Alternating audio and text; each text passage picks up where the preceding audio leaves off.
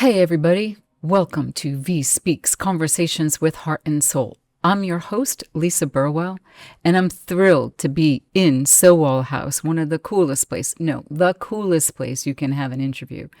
It's Dave King's curation, and this man is a fascinating gentleman who I've known for 5 years now.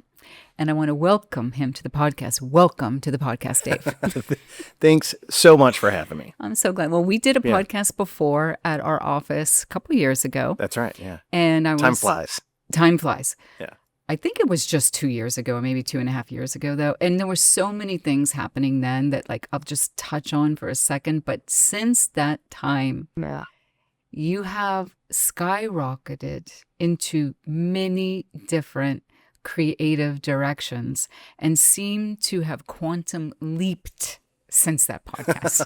Do you feel like you have? I'm glad it looks like that from the outside. I mean, on the inside, I'm just doing the work that I've been doing along this whole time. You have. I think that the difference now is that we're a more recognizable brand. Mm-hmm. We've stated what our beliefs are as a business, and what our philosophy is as a conglomerate of artists that come together a lot, and people believe in it now. They kind of see the proof of it, but it took probably 3 or 4 years for that flower to sort of blossom.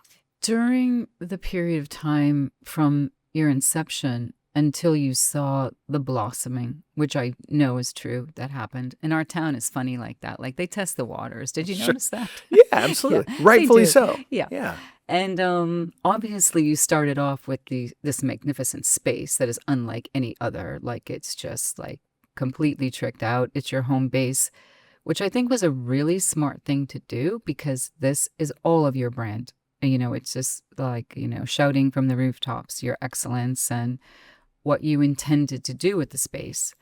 When we first met for lunch 5 years ago, one of the main initiatives at that moment in time was you jumping into the podcast foray, and then all that happened there. Can we just start there, seeing as we're on a podcast right now? Yeah, absolutely. So talk about that dream, but you had so many other dreams going on simultaneous that would be this creative hub that has offshoots aplenty.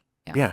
I mean, the journey was not a straight line, and it still isn't a straight line, but we're exactly where I had projected that we would be 5 years ago. And so SOWAL House is we offer podcast services, and it's there's a real creative bend to that, which is why we designed the podcast room the way that it is. We're also a private club, so it's kind of like podcasting during the day, private club at night. We're still very art forward, very local centric. So our programming is very eclectic, and I call them metropolitan experiences. That was on the docket day one, and we wanted to get in the film and music space as well. So, I mean, we're if you look at it from 100,000-foot view, we're checking all those boxes. I mean, some of those boxes got checked years after we had put them out, but I mean, I think that finally, and it's really fun. It's really exciting to see what's happening internally with all the stuff that we have going on and the upcoming work that we're doing. It's really great to see the effort that you put into something start moving the needle. Before, it was a tremendous amount of effort, and the needle would just barely nudge, and that would be just enough reward to keep going. Now it's the efforts that we put into things. There's a noticeable movement in that needle of progress. Was there ever a moment during that time where you had second guessed yourself and wondered, should I be doing this? That's a great question. I think the mission in my mind was so clear and visible that I don't think I ever second guessed anything. But there's always, and I think there's gonna be probably sometimes going forward, where it's are we approaching this the right way? Are we being inclusive in the right way, right?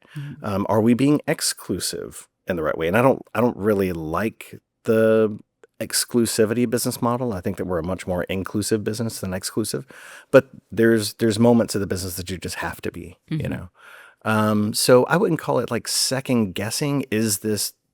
Is what we're doing the right thing? I think that's always been a yes. It's how we get there. I believe in delayed gratification, and I think that like that is the most potent tool in the arsenal of an entrepreneur. It is, but from what I know about you, outside looking in, you were so successful in your business in New York that maybe because you were so successful, you also had that confidence that this too would be successful because you had tasted great success. And take the audience back here about what you were doing. And you had told me your goal way back when was to retire when you were 40, but you say, well, I didn't make it. I made 42, but hey, tomatoes. I'm always late. I'm late no, I don't to think everything. 2 years later at 42 is really late. So what was the business that you were in, which is very different seemingly to the business you are in now? Sure. So when I was in New York, I was a technology manager for a hedge fund group. And, but I painted my way through a computer science degree. So if I didn't sell enough paintings that semester, I didn't go to class that semester. So it took me 7 years to get through a 4-year degree. Because sometimes I could only take like one class a semester, and sometimes I wouldn't be able to take any classes a semester. And then other semesters I would double up. How did you sell your art?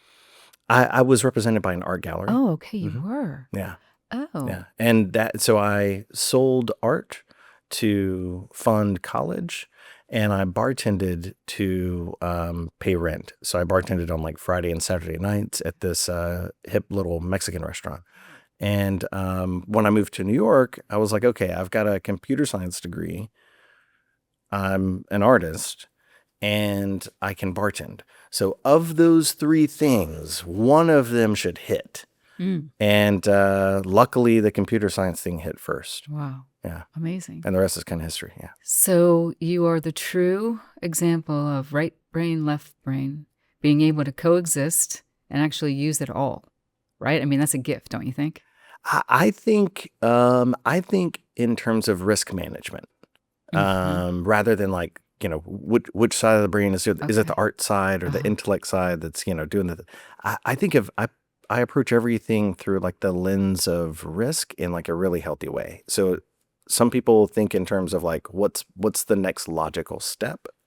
I'm always thinking like, what's the next logical risk to take for whatever I'm doing, So for SOWAL House, it was like, this is the next logical risk. Like, let's create this business. Let's put a really long tail on it, and let's give it years to tell us what it really wants to be. And we're just going to give it some guidelines, and we'll figure out how along the way. That's where it's like, club, podcast, entertainment, video, music, like let's just do all that stuff. So many things. Yeah, and so good. I have a severe allergy to cubicles and offices. So I knew that I needed a space to work out of during the day. And I also wanted a place that was kind of hip to host gatherings in the evenings. And you saw something that was missing in our area that you thought you could actually serve too, right? Because our area needed you, obviously. Well, I mean, when I moved here, so I've been here now 8 years. I would ask around like where do the artists hang out? Like where are the cool kids? Like where do the cool kids hang out, right? If you ask that in New York, people will tell you like, oh well, all the painters hang out over here, and the film dorks hang out, in the Village, and so there's an answer to that question. Down here, everyone told me the exact same thing, and it was there isn't really a place that they hang out. Most people work from home. So in most cities, you have like a third place. So you have Mm-hmm. home, you have work that would be an office, and then you have that third place, and that third place is the community space. So it can be a coffee shop or whatever. This area was kind of missing that third place because there wasn't really a second place. Most Mm-hmm. people work from home. Mm-hmm. And that was something that I was like, I know that that's what the gap is. So if I can fill that gap for myself, then hopefully other people will find it attractive and want to kind of join me in that quest, Mm-hmm. right? Creating the third space. Mm-hmm. And it's taken time, but yeah, I mean, that's absolutely what's happened. The amount of community support that we get is so humbling, and we're so grateful for it because we do some pretty eclectic things, you know, Mm-hmm. and we're still just doing some kind of off-kilter, off-the-wall programming, Mm-hmm. from bringing in, you know, superstar stand-up comedians to, you know, hosting live jazz, which we can talk about. I call it the Pepe Le Pew effect. Mm-hmm. To, you know, just bringing people in from all over the country that are, you know, worldwide entertainers to come into a small room and have this shared experience together. It's just really amazing. Like, you know, cabarets and whatnot. Mm-hmm. Art shows too. You've hosted Art a fair shows, amount of cabarets. art We shows. have, you know, Nicole Paloma's runway fashion show. It'll be the first time that we've ever done like a runway before. Mm-hmm. So we're really Fun. excited about that. So the space is really designed as like a Swiss Army knife to every time people come in, there should be something a little bit different, you know, Right. yeah, Right. as we evolve. Right. So when you first were opening, I think it seemed like some of our conversations were like, glad to be out of New York. And I said, well, how do you feel here? And like, well, it's very different, you know, so there was some getting used to it. And we fast forward, and we'll have to fill in a lot of gaps in the middle of this after we have this conversation. And now fast forward, you're pretty much splitting your time at the moment, like between here and New York. So New York called you back on a couple of things, right? Yeah, yeah. With your building you bought in Apartment. apartment Yeah. that you have, Mhm. and you know what the use is for that, and then also with all your techie understanding and being really good at that, then you were able to do the walking tour maps for New York, Sure. which you would like you to talk about. But then Yeah. talk about those, but then segue as to New York called you back now, where you're in the Sear studio filming for your new movie. Yeah. So like that's Yeah, a big absolutely. trajectory, but like Yeah, fill in the there's a lot. gaps. So I split my time about 80-20 New York. So I'm here about 80% of the time and about 20% New York. So roughly every 2 months I'm in the city for like a week or two. The reason for that was that like that's where I go to recharge creatively. And again, it turned into well, if I feel that way, then there's probably other creatives that feel that way as well. Like, you know, I use the city to recharge, not necessarily nature, right? Skyscrapers are my trees. You know, stifling subway heat, that's my oxygen. You know, I love it. So I kind of bought this tiny little shoebox pied-à-terre with a magnificent view of a brick wall, exactly as it should be, almost like a starving artist loft. It has a manual elevator. It's one of only 7 manual elevators in the city, so you have to be a certified elevator driver to go up and down in this elevator. So the building has a certified guy to do that. It's just a really neat, eclectic building.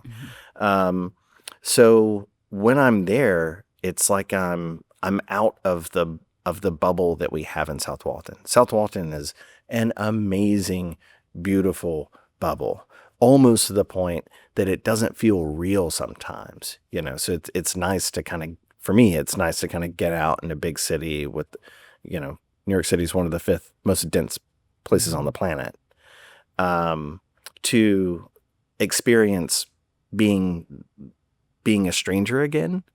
That can feel great. It feels really great. So that's what I initially intended the apartment to do, was just to kind of be like the Superman's lair, right? But I'm also a workaholic, and I love working and having something to do. So the first summer that I had the apartment, I developed a self-guided walking tour of the East Village to the West Village. I even got, because I was like, it would be inauthentic if I weren't a licensed New York City tour guide. So I took the exam. It's the hardest professional exam I've ever taken in my life. Really? And I became a registered New York City tour guide, so that I would, kind of feel like I'm not a phony as I'm doing the self-guided walking tour. So it was really just a great passion of mine to do that and to learn all the specifics about these places.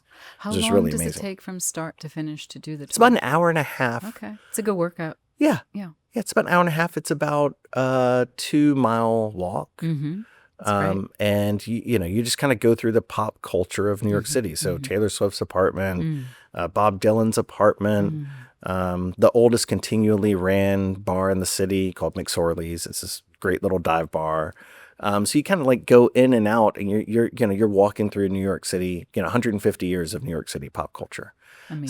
So that's a lot of fun. Last summer, I was like, all right, I want to do another walking tour, and I want it to be about jazz, because jazz it's got me, it's it's taken my soul. So there's a street called 52nd Street, between 5th and 6th Avenues. And on 52nd Street, that's where like all the New York City jazz clubs were in the 1940s and into the 1950s. So I was like, so that'll be a great place to start this walking tour. So I'm walking down to do my recon on 52nd Street, and there's zero remnants of it at all whatsoever. Really? Yeah, so there's zero remnants of it. Okay. It's all parking garages and hotels and bank vestibules. There isn't a plaque. There isn't a sign. You would never know that like all this special stuff took place here. So I got kind of depressed, because I had built up, it takes hours and hours and hours to create a walking tour, and you have to script everything out. So I was like, well, I had that bank of effort that I thought I was going to spend on this, and now I don't have that bank of effort. Like I have nothing to spend that bank of effort for. And I was like, someone should write, because we'll never see it again. We'll never see 52nd Street or experience it again, unless someone creates a TV series. And then I was like, what would that look like? It'd probably look like Mad Men. Instead of ad executives on Madison Avenue, it's jazz guys in the basements on 52nd Street. Like that would be a really cool TV series. Someone should totally do that. And I bet you're the same way. When you think someone should do X, I catch myself and I say, why can't I do it? Like if this is actually a good idea and someone hasn't done it yet, what's stopping me from doing it? So I wrote a TV series. I've never done screenplay writing before, but I wrote a screenplay called Jasmine, and released it to a bunch of screenwriting competitions. And the doggone thing is kind of a hit, and it's getting passed around all the circles. And Love it. there's a reasonable likelihood that this thing is going to get picked up. Amazing. That's crazy. But you're also producing this as well with your... Yeah. So Jasmine is kind of like a period TV series piece. At the same time, I'm working on this documentary called Sideman. And it's about the legacy of Steve Gilmore, who's an 83-year-old upright bass player that lives in Panama City. And he's won 3 Grammys. He's hailed as like a jazz legend hero, but not that many people know about him because... he played as a sideman. Yeah. People think, and this is what really caught my interest. People think the term sideman means it's a supporting actor, musician off to the side of the stage. And while that may be true, there's some real technical specifics. Like you have to earn the right to be called a sideman. For example, in order to be called a sideman, you have to know how to play every single song in the Great American Songbook at every key at any reasonable tempo with people that you've never met without sheet music. Like that is like Jedi level skill set to be able to do that. And Steve is one of those people. So I thought it'd be really cool to let's do a documentary about Steve. Let's bring him up to New York. Love it. Let's have him meet up with some of the guys that he hasn't seen in decades. Let's book the most storied and important recording studio for jazz in New York City. It's called Sear Sound Studios. It's where John Lennon, by the way, recorded his albums after the Beatles. It's just this amazing studio. So we were up there very recently, and we all cut an album together. And it was, I think it's an important album. So how many musicians are in this gig? 4 musicians total. So are they all sidemen, or is there one lead? They all play as sidemen. Okay. Steve kind of takes the reins as lead man, but he's an upright bass player, and that's traditionally a sideman role. So he kind of led the band through the recording session. This is what I want. These are the tempos. But every musician is a multi-award-winning jazz player. These are literally some of the best jazz musicians in the world. And who have they played with? I mean, they had to have played with everybody. Like Ella Fitzgerald, sure. and Anita O'Day. Yeah, absolutely. Everyone from like Tony Bennett to Sinatra to, it's just really incredible. Actually, on our website, sidemanfilm.com lists all these amazing artists that they've played with. But they've never shared space together as a quartet. How did that, were they just completely overwhelmed that you had opened up a door that they were going to be able to do this? Like, how fun is that for them? It started out as like, this is cool. This will be a fun day together. And after probably the second or third song that they did, no rehearsals, all just like, okay, here's what we're going to play. Here's the tempo. Here's the key. And they just went at it. After the second song that we recorded, you could feel something in the room. It's the exact opposite of tension, but just as dense. Like everybody, I'm getting chills even thinking about it. Everybody in the room knew that what we were doing is actually incredibly important. And they just played. It was magic. Almost everything was on a single take. Really? When's the last time Mr. Gilmore had been to New York City? Decades. Decades. Yeah. That is a treat. I think decades, yeah. Okay, that he was able. We took him to Village Vanguard, which is one of the. It opened in the 1930s. It's one of the storied. It's probably one of the. People would say it's probably the best jazz club in the world. So Village Vanguard, and Steve Gilmore won his second Grammy, called Live at Village Vanguard. So I brought him in there, and we were able to, go backstage and meet the band. Walter Smith is this amazing saxophone player that was playing that night. And everybody in the band knew who he was. The second that I was like, this is the guy, this is Steve Gilmore. They were like, oh, it was. So he was royalty. He was royalty. And to see a man who is so humble, he's just a sweet man. You'd never know that he's like a literal jazz legend.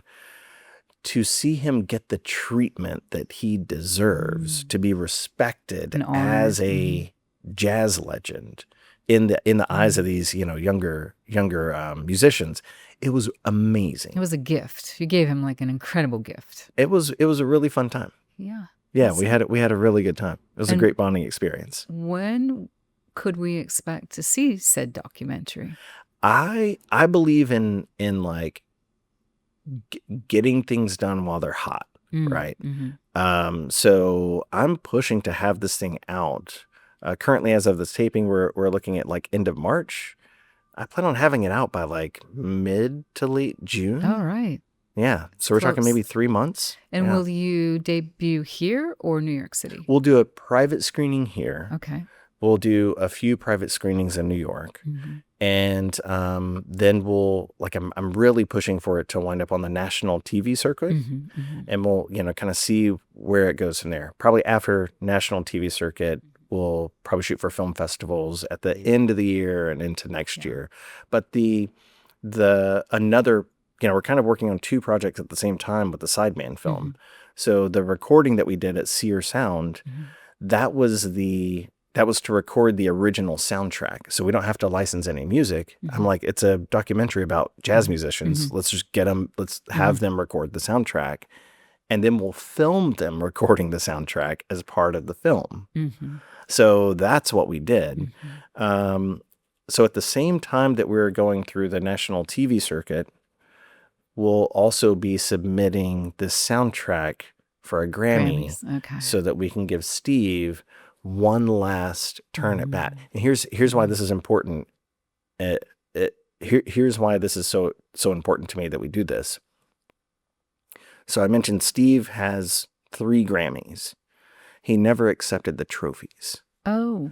Because the Academy said, if you want a trophy, here's your certificate. If you want a trophy, it costs $75. Oh. And he got his first one in 1977, and he said, I'm a gigging musician, and it seemed kind of a little bit vain to pay money for a trophy, and so I just didn't get it. And then a few years later, he passed again, and then a few years later, he passed again. And it wasn't until just a few years ago he said that, I reached out to the Academy to see if maybe I could cash in one of my certificates and just buy a trophy at whatever the current rate is. Because I want to give it to my grandkids. And he was told that the Academy just doesn't do that. So that rung a bell for me that we need to do this. We need to get this filmed ASAP.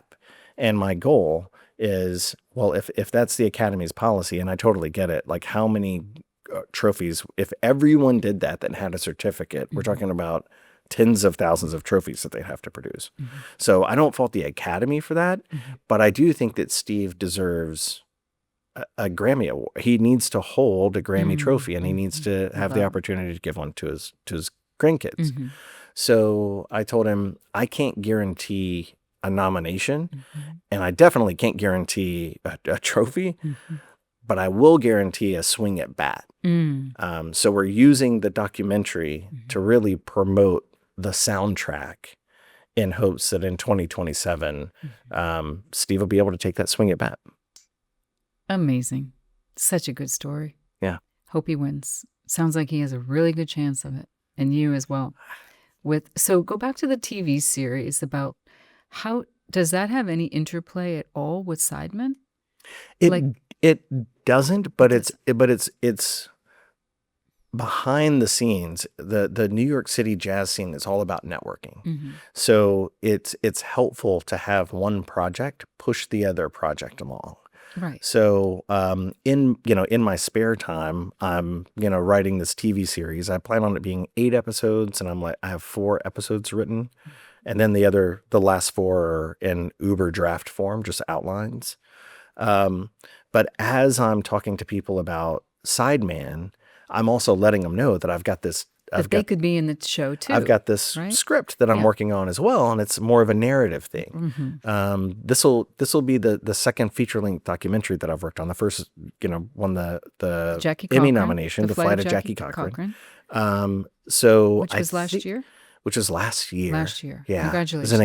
It's an incredible team on that. Incredible. Yeah, it was amazing. What a wonderful boon for so many people. I mean, Nancy Hastings. Sure. You telling the story, who was friends with Amelia Earhart, but didn't really get the same, if any, of the recognition. It's another unsung hero story. Unsung hero, yeah. Yeah, it's another unsung hero story, yeah. And you were nominated for a Grammy? So the film, I wasn't, but the film was, it got an Emmy nomination, a local Emmy nomination out of that, which is just really amazing, It's amazing. So, I think that as I work on a project, I'm always trying to see like, okay, once that project comes close to completion, how can I leverage the accomplishments of that one to move on to the next one and give that next one a better chance of success? So, in the mix of all of that, which is very fascinating, you've also founded a foundation for young filmmakers is it the SOWAL Foundation? That's right. Okay. Yeah. So SOWAL Foundation is just it's the nonprofit arm of SOWAL House. And we do quarterly grants to filmmakers. We actually just had them, in here today filming. It's just really to give aspiring filmmakers an opportunity to practice their craft. And film is really expensive. It's a team effort job, and you've got to figure out a way to compensate or entice people to work with you and to work for you. So that's really what the grant's for, is really just to encourage more local filmmaking. And how many are we in now? Are we on the third recipient of Oh gosh, the I think we're on filmmaking? our sixth or seventh. Really? Okay. Yeah. And have you been surprised at the work that's created within that sphere? Absolutely. We're purposefully non-prescriptive on what type of film they should do. People fill out an application, and we look through the application to see what their vision is. Those applications, by the way, can be found on sowalfoundation.org. And so we look through the applications once a quarter, and we choose a filmmaker, and we give them the big check when it comes time, and they have 90 days they have up until the next movie screening to show their film. And that's shown here. And we do all the screenings at SOWAL House. Yeah. Amazing. Yeah. It's a lot of fun. Yeah. So much fun. Yeah. Where do you see this going? And did St. Joe actually sponsor and underwrite some of that? Yeah, absolutely. Okay. They are such amazing supporters of what we do. So we also, we do an annual comedy festival. We just completed our third annual comedy festival, SOWAL That Comedy spans Fest. like from here to Panama City Beach Now and beyond? we did 4 venues all in South Walton this year. We're still trying to good. figure out what makes the most sense from a venue standpoint. Outside of SOWAL House, the other venues aren't really purpose built for the type of live entertainment that would be like stand-up comedy, Right. you know. So we did 4 venues, flew in comedians from all over the country, and we did over Valentine's weekend, so it's like a perfect date night. Then in the fall, last year, we did our first SOWAL Jazz Fest, where we bring several bands together in multiple venues, and where you can listen to like a jazz tribute band like Billie Holiday, Frank Sinatra, Amy Winehouse we did last year, and that was a hit. That was amazing. To where people can experience a different style of jazz in a different venue every night, Thursday, Friday, and Saturday night. Good. So So much enrichment going on in culture in our area, which is, it's needed. it's great. needed. We have we're blessed to have a population of people that really want to have metropolitan style experiences. Yeah, they want to go to comedy shows. They want to go to jazz shows. They want to hang out at a hip little private jazz club. If that want wasn't there, It wouldn't work. none of this would work at all. Right. And then we're also coupled with having, just amazing sponsors. Like for the Jazz and Comedy Fest, we've got over 24 sponsors for that, including, St. Joe, that's our premier sponsor for it. So we're just really blessed to be in a community where there's so many businesses that believe in what we believe in. Right.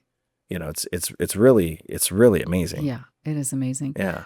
All right. So, Dave, talk about comedy. You're doing so many things, but I was never a huge fan of comedy. I don't know why.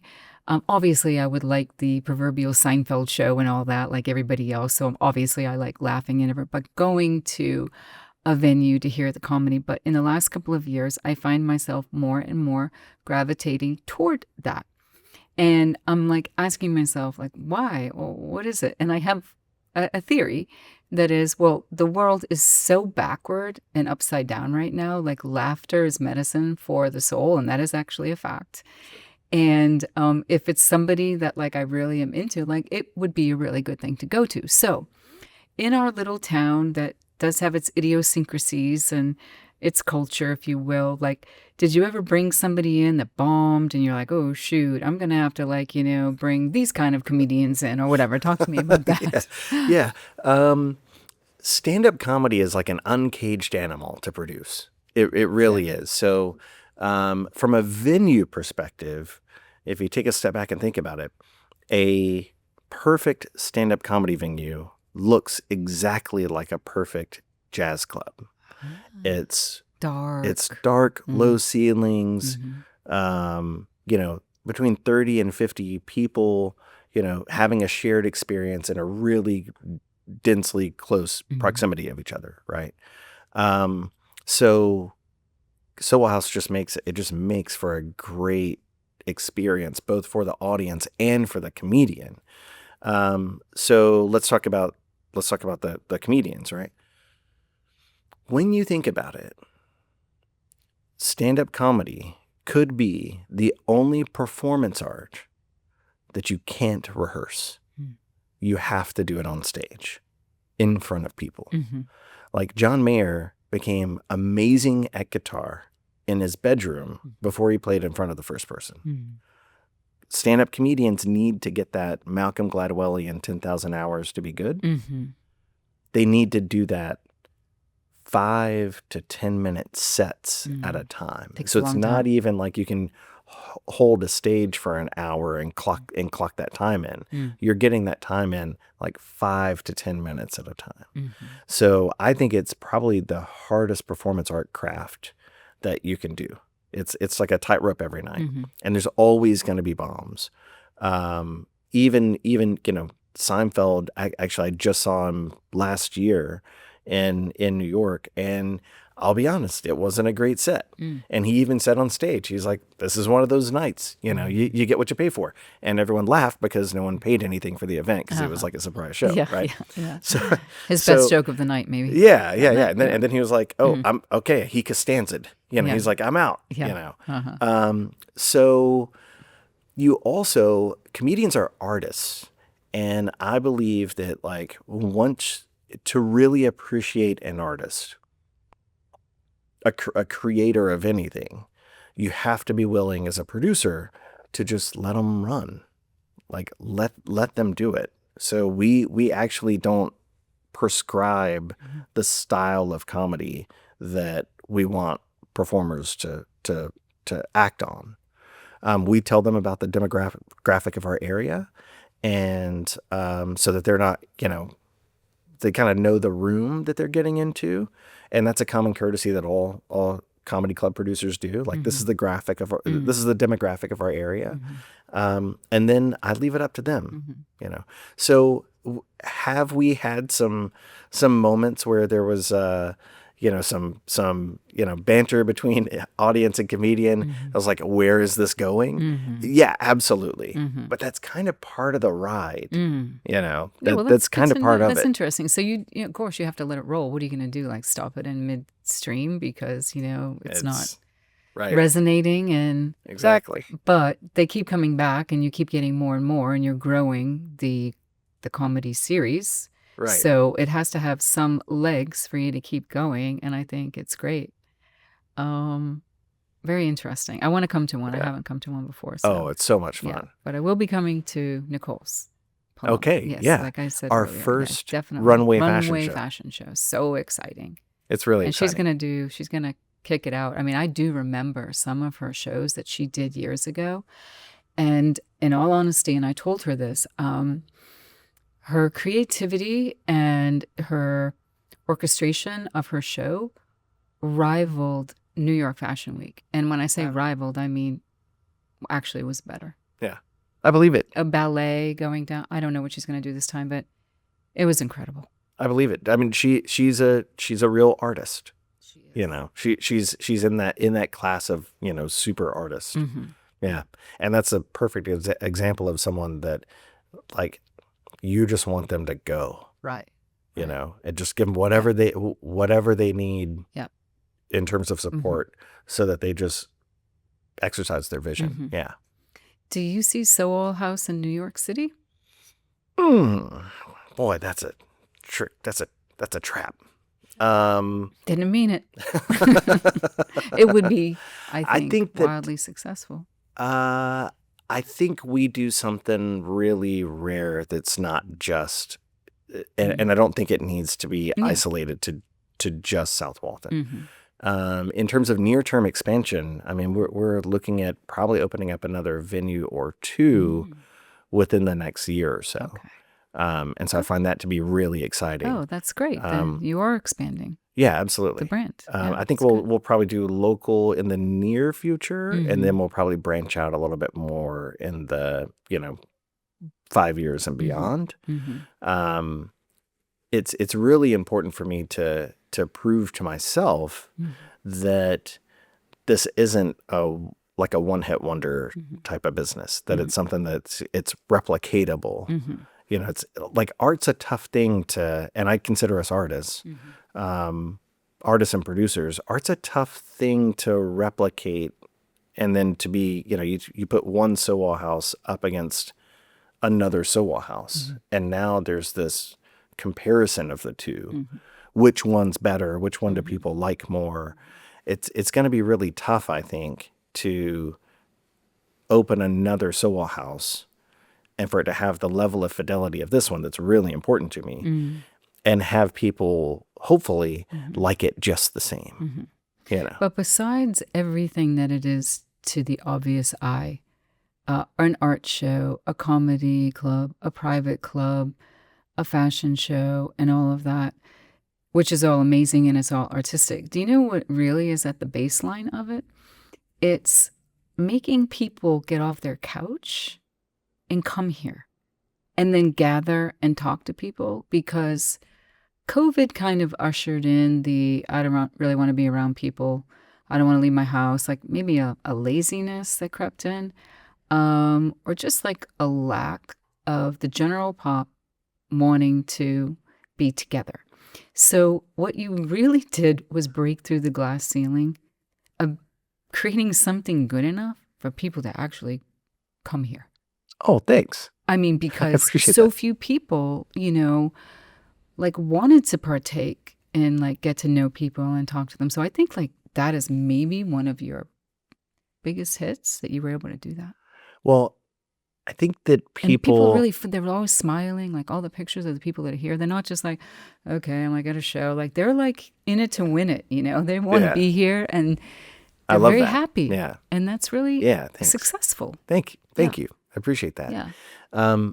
I think that having a special shared experience in a room full of people is magical. Like I don't think that there's anything quite like that. And we as a human species, we're meant to like share experiences together, like back from the caveman days, right? We travel kind of in cliques and tribes and stuff, I think that what we do aligns with cultural infrastructure. I think that there's only a few businesses down here that really put that on the front burner of what they consider important. I think Cultural Arts Alliance is a prime example of a that's a business and a nonprofit that looks at and places a very high value on cultural infrastructure. It's literally in their name, right? It's part of our ecotourism, like cultural tourism is also part of like the mandate as well. Right. The thing with cultural infrastructure is it looks horrible on a balance sheet. So, every town needs roads and police and schools and hospitals and red lights. That's like core infrastructure stuff. But if you don't have that cultural infrastructure, then it feels empty and a void, right? Almost feels like a 100% tourist town is what that would look like, right? Right. And I think that we have enough locals now that have expectations that we're not just a sleepy little tourist town. Like we actually have a pretty hip vibe locally. Very. It just so happens that, tourists can come here too. And, Right. we treat them really well as well. Right. But cultural infrastructure, I think, is really important. It just doesn't fit well on a balance sheet, which is why it's so often overlooked. Robert and Daryl Davis creating Seaside, they created probably one of the areas, like Seaside's a core piece of cultural infrastructure. The landmark, the first landmark that set the stage for pretty much everything that we're doing. And you and I have a heart for it because we're both board members of the Seaside Institute. And know full well, as you really immerse yourself into their world and listen to the conversations that are being had, like how incredible that vision that they created 40 years ago set the stage for you and I to sit here and have a business. Absolutely. It's remarkable. That will never leave my consciousness about what they did. Yeah. Yeah. I mean, the obvious choice, the next logical step for the Davises would have been to put up high-rise condos on the beach, turn the north side of 30A into a parking lot, and have a nice day and make buckets of money and have a nice day, right? The approach that they took was so extraordinary, and they just said, this is a business that we're going to create, where we're going to lean in really hard on cultural infrastructure, and we have a really long tail before we have to experience success, right? Like, we don't have to experience success for years and years and years, but we'll know it when it's finally here. Right. Well, I mean, they had a vision that they never took their hand off the plow to get out. And there's still part of the master plan that Robert has that he wants to finish. And I find that so commendable. He recently gave me a book I should read. One of his friends wrote, New York Times bestseller. It's called Grit. And I'm going to pass it on to you after I finish reading it.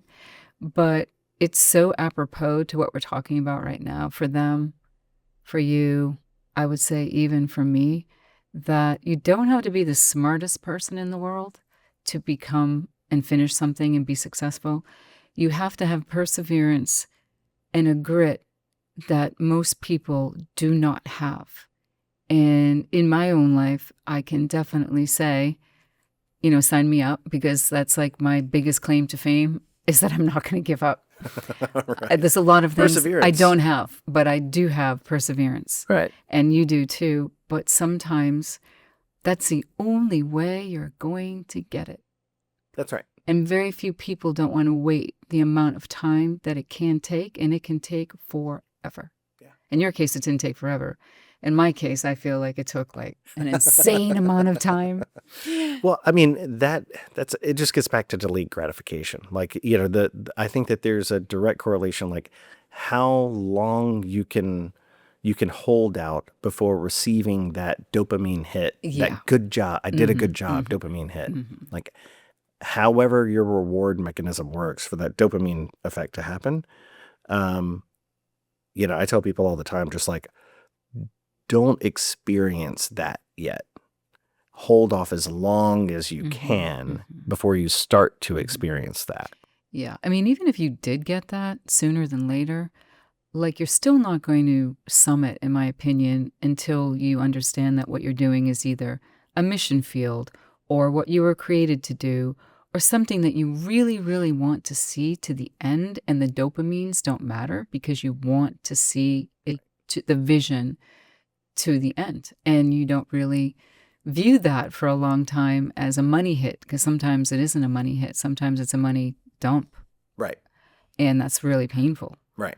But if you do not quit, you have a very good chance of making it. Oh, yeah. Just lean into it and don't stop. And don't stop. And then, if from a money perspective, I always, tell a lot of friends of mine are entrepreneurs. We live in a very entrepreneurial community. I tell them your consistent paychecks is, I look at it almost like a poison. You want to avoid paying yourself as long as humanly possible just take whatever you were going to pay yourself with and then reinvest it back into the business and just make sure that the business keeps evolving and stays stable. I have a joke for that in my household, and it's called Feed the Beast. That's right. Let's keep putting the coins in the feeding clock. keep feeding the beast. Yes. Yeah. That must be fed. Yeah. The beast must be fed. I mean, for SOWAL House, I haven't, we're 5 years old. I haven't taken a paycheck yet. So you're feeding the beast. Yeah, absolutely. Absolutely. Yeah. That's what it's all about. Yeah. Your TV show, not if, but when it happens, will that take you to Hollywood? Like, where do you see that going? I don't know. Like, I'm really interested in this video production, effort. And now I've got enough staff at SOWAL House to kind of keep the beast running, right? To where now I can start to divert some of my time. I believe in, I work like 80-ish hours a week, and I absolutely love every minute of most of it. So I'll be diverting a lot more of my time into video and music production. So exciting. Yeah, it's just really exciting. And can I tell you, you have really good hair to walk this next journey that you're going to walk. Thanks. I think it looks great. Keep rocking this on your next iteration into the world that you're heading toward. It suits you very well, and it looks good. Thank you very much. You're welcome. Well, Dave, thanks for doing a second podcast with us and in your space this time, which is beautiful, and I appreciate you letting us be here and sharing your story with us. I can't wait to see where this continued journey is going to go, but it's very exciting. And my heartfelt congratulations to you and all that you've done and all that you've done for the community in a very, very short period of time. It's very appreciated and it's very impressive. Well, thank you so much. I'm just so glad and grateful that we just get to share space together, man. Yes, totally. It's really great. Totally. Yeah. Well, thanks. All right, everybody. We're in season 6 of VIE Speaks Conversations with Heart and Soul. And man, this was a good conversation, and I appreciate Dave so much. And I hope you learned a lot. And if you haven't checked out SOWAL House, please do. Thanks, everyone. Have a good day. Bye.